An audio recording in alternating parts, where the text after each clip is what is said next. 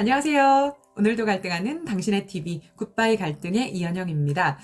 오늘 영상을 촬영하고 있는 지금 어느덧 2024년 새해가 밝은 지도 벌써 2주가 훌쩍 지났습니다. 평안하게, 안녕하게, 혹은 파이팅 넘치게 새해를 시작하셨을까요? 요즘 같은 시기에는 많은 기업에서 직원들을 대상으로 동기부여 교육이나 셀프 리더십 교육과 같은 콘텐츠를 좀 많이 요청하시는 편이에요.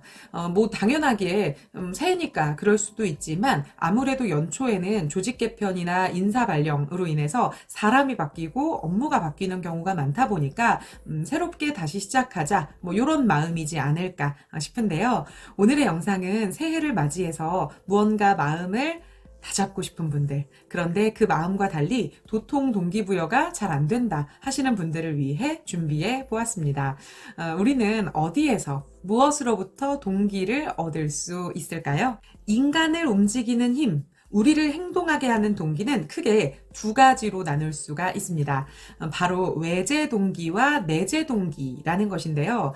외부로부터 얻을 수 있어서 간접 동기라고 하는 외제 동기와 내 안에서부터 뿜뿜 솟아오는 직접적인 동기인 내재 동기, 이 두 가지의 동기는 우리를 움직이게 하는 원동력이 되어주는 것들이에요.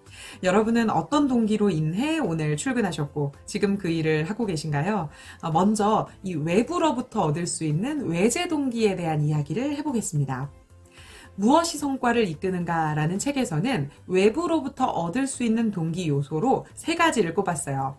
첫 번째, 정서적 압박감인데요. 쉽게 말하면 누가 나한테 눈치 주고 부담 주는 거랑 비슷합니다. 팀장님이 쳐다보니까 빨리 보고서 써야 돼요.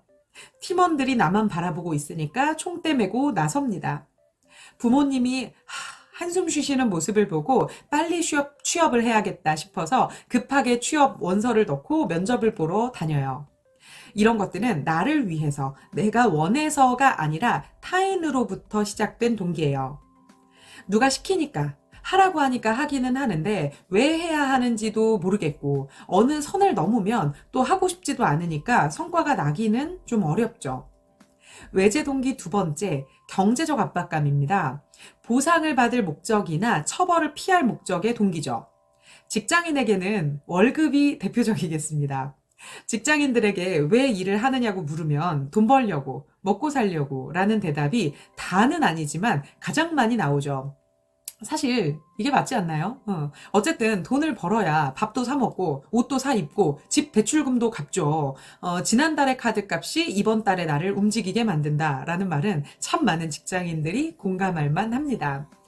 그런데 내가 일하는 이유가 오직 경제적 압박감 때문이라면 좀 슬퍼집니다. 왜냐하면 이 월급의 상승, 내 월급의 증가는 인간의 기대치를 절대 따라갈 수 없기 때문이죠. 혹시 지금까지 직장 생활을 하면서 내 기대보다 월급이 너무 빨리 올라서 막 놀랍고 부담스러우셨던 적 있으신가요? 저는 단언컨대 없다라고 말할 거예요. 금전적 보상, 경제적 압박감은 우리가 일하는 정말 중요한 동기가 되기는 하지만 그렇다고 해서 그것이 나를 움직이게 하고 성장시켜주는 그러한 전부가 될 수는 없겠죠. 외제 동기 세 번째, 타성입니다. 타성이란 오래되어 굳어진 좋지 않은 버릇, 나태하게 굳어진 습관 정도로 정의할 수 있겠는데요. 타성에 젖는다라는 표현을 하잖아요. 어제도 일하고 오늘도 일하고 내일도 일하다 보니 어느새 몇 년이 훌쩍 지나는 거죠. 이 타성은 꾸준함, 우직함과는 좀 다릅니다. 업무를 왜 이렇게 했냐라고 물으면 원래부터 그렇게 해왔을 뿐 별다른 이유가 없어요. 열심히 일할 필요도 없죠. 그냥 하던 것만 그대로 하면 되는 거죠. 이처럼 정서적으로나 경제적으로 압박을 느껴서 그리고 늘 그렇듯 타성에 젖어서 일을 하는 것은 단지 우리를 움직이게 해주는 동기가 되기는 하는데 실제 성과를 높여주지는 못합니다.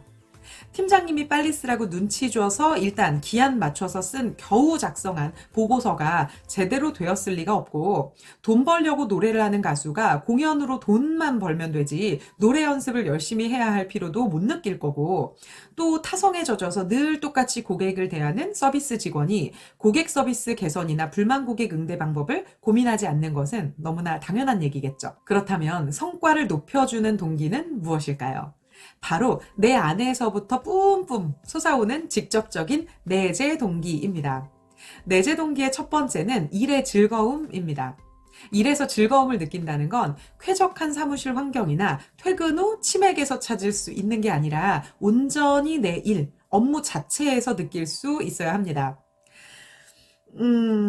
여러분 즐거우세요? 네. 일을 하면서 즐거움을 느낀다는 건 저는 진짜 축복이라고 생각해요. 왜냐하면 아무리 좋아하는 것도 일이 되는 순간 즐기기가 쉽지 않잖아요. 노래하는 것을 정말 좋아해서 가수가 된 사람이 마냥 노래를 즐기기만 할 수 있을까요? 또 아이들을 좋아해서 선생님이 된 사람이 늘 즐겁게 아이들과 함께하기만 할 수는 없죠. 어려울 거예요. 하지만 이 불가능해 보이는 일의 즐거움을 우리는 분명 느끼고 있어요. 아닌데, 나는 하루 종일 힘들었는데, 즐겁지 않았는데 싶을 수도 있지만, 곰곰이 생각해보면 다 있습니다. 일의 즐거움이란 막 하루 종일 일하는 내내 행복하고 즐겁다는 의미라기보다는 일을 하다가 점점 속도가 붙는 순간, 뭔가 다음 것이 궁금해지는 순간, 그리고 글로스라고 할 때는 정말 하기 싫었는데 영상으로 만들어 보니까 좀 괜찮네 싶었던 그 나름의 순간들 있죠. 찰나의 순간이라도 가끔이라도 우리는 분명 그 즐거움을 느끼고 있어요. 그랬으면 좋겠습니다. 내재 동기 두 번째, 일의 의미입니다. 내가 하는 일이 어떤 의미를 가지는가, 어떤 결과를 가지고 오는가에 대한 것이에요. 성취감, 뿌듯함과도 연결이 되겠죠. 수시간에 걸친 수술로 환자를 살려낸 의사, 아이들이 맛있게 학교 급식을 먹는 모습을 본 영양사, 졸업 후에 감사하다면서 찾아온 학생을 만난 교사 등에게는 일에서 느끼는 의미, 가치 이런 것들이 매우 크겠죠. 저는 강의가 도움이 되었다는 학습자분들 만날 때 정말 큰 의미를 느끼게 되고 그런데 이게 막 나 잘났다고 내가 강의를 잘했다 이런 자아도취에 빠지는 게 아니라 열심히 공부해야겠다 더 잘해야 되겠다 라는 생각이 막 불타오르거든요. 그래서 실제로 강의가 끝나고 감사 인사를 드릴 때 강의를 잘 들어주셔서 감사하다는 뜻도 있지만 유익하고 의미 있는 시간을 저랑 같이 함께 할 수 있게 해주셔서 감사하다는 뜻으로 인사를 드립니다. 지금 이 영상을 봐주시는 여러분들도 정말 감사합니다. 네. 내재 동기 마지막 세 번째, 일의 성장입니다. 앞으로 내가 원하는 어떤 희망적인 결과를 얻을 수 있으리라는 믿음이라고 볼 수 있겠죠. 셰프가 꾸민 사람이 지금은 내가 양파를 다듬고 있을 뿐이지만 재료를 깨끗하게 정갈하게 다듬고 또 그릇을 잘 정리하는 것이 미래의 나에게 다 도움이 될 것이다. 나는 지금 성장해 나가는 과정 중에 있다. 라는 믿음이죠. 직장에서 나보다 연차가 높은 선배를 보면서 나도 열심히 하면 언젠가는 저렇게 될 수 있겠지 하면서 선배로부터 하나라도 더 배우려고 하고 같은 일도 남들은 똑같이 하지만 나는 좀 더 열심히 하려는 그런 모습을 보이는 것이 바로 성장 동기에서 비롯된 행동이라고 볼 수 있겠습니다. 지금까지 나를 움직이는 힘, 외재 동기와 내재 동기에 대해서 이야기를 나눠봤는데요. 동기부여는 휴대폰 충전하는 것과 비슷하다고 저는 생각을 해요. 여러분 휴대폰 배터리 얼마나 남았을 때 충전기 연결하시나요?